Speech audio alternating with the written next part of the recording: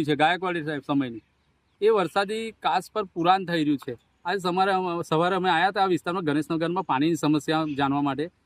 પણ પાણીની સમસ્યા સાથે અમને ધ્યાન પર આવ્યું કે આ લોકો કાસ પર પુરાણ થયું. એક બાજુ એમનું હિટાચી મશીન જે વરસાદી કાસનું કામ કરી રહ્યું હતું, કાસને મોટી કરીને એક બાજુ પુરાણ થયું.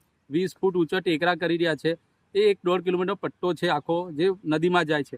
એની પર પુરાણ થઈ જશે તો આજુબાજુનું સનસીસી સોસાયટી, ટાઉનશીપ સોસાયટી, પછી મુજમોડા વિસ્તારની સોસાયટી, મુજમોડા ગામ, ખિસકોલી સર્કલ, કલાલી ગામ, આ બધા વિસ્તારોને આની અસર થશે. કેમ કે 1-1.5 કિલોમીટરનો પટ્ટો છે જે પુરાણ થઈ રહ્યા છે ધીરે ધીરે.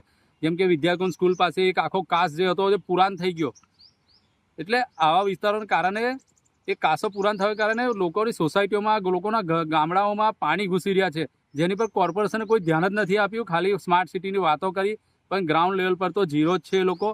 એટલે અધિકારીઓને બી કહેવા માગું છું અને શાસક પક્ષને બી કહેવા માગું છું કે તમે અહીંયા વોર્ડ નંબર 12ની અંદર ધ્યાન આપો. આ જે આવી રહ્યું છે આવનારા સમય ચોમાસાનો છે, એની અંદર આની અસર બહુ જ ગંભીર થવાની છે. અમે સન સિટી, પેરેડાઇઝ અને વિશ્વામિત્રી ટાઉનશીપ છે ત્યાં આવેલા છે. તમે જોઈ શકો છો કે ગાયકવાડના રાજથી જે સુંદર દ્રશ્ય હતું એને બગાડીને આ લોકોએ મસ્ત મોટા અહીંયા ડુંગરો કરી નાખ્યા છે, કચરાના ઢેર કરી નાખ્યા છે અને કચરામાં બી પીઓપી અને કાચ જેવી વસ્તુઓ છે. એક બાજુ તમે જોશો તો વિશ્વામિત્રી જે આ કાચ છે એને મોટી કરવા માટે મસ્ત મોટા ટેન્ડરો પાસ કરી અને લોકોને ફાયદો પહોંચાડવા માટે આવું કામ કરી રહ્યા છે. અને એક બાજુ તમે જોશો તો જે આ કાચ છે એને પૂરવા માટે 20 ફૂટ ઊંડું મોટું દબાણ કરેલું છે.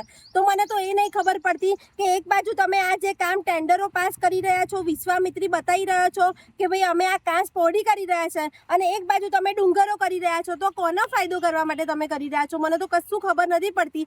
અને બીજું કે તમે આ જે ચૂંટાયેલા પ્રતિનિધિઓ છે, અધિકારી, કોઈ દિવસ આ બાજુ આવ્યા છો ખરા? તમને ખબર છે કે આ કયો વિસ્તાર છે? તમે આ કોઈ દિવસ કચરાના ઢેર જોયા છે? ખાલી તમે એસી ઓફિસમાં બેસીને મસ્ત મોટા ટેન્ડરો પાસ કર્યા છે અને વિકાસના નામે ફક્ત તમારો વિકાસ કર્યો છે. બાકી આ પ્રકૃતિને નુકસાન પહોંચાડે એવી ઘટનાઓમાં તમારું બિલકુલ ધ્યાન નથી. આવા જ વધુ સમાચારો જોવા માટે સબસ્ક્રાઇબ કરો અમારી યુટ્યુબ ચેનલને અને જોડાયેલા રહો ફેસબુક, ઇન્સ્ટાગ્રામ અને ટ્વિટર પર.